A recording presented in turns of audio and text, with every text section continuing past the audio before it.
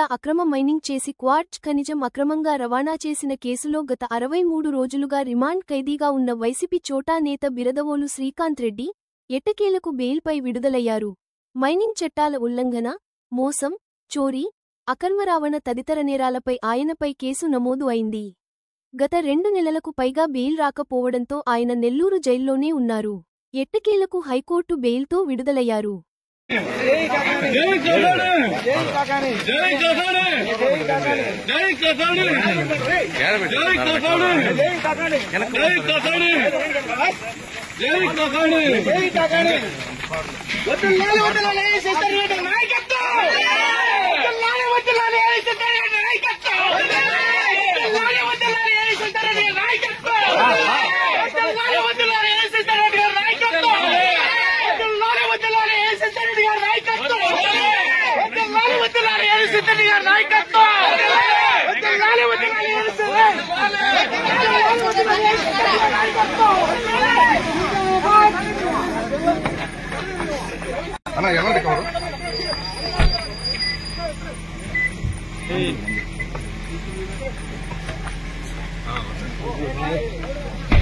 రాజీ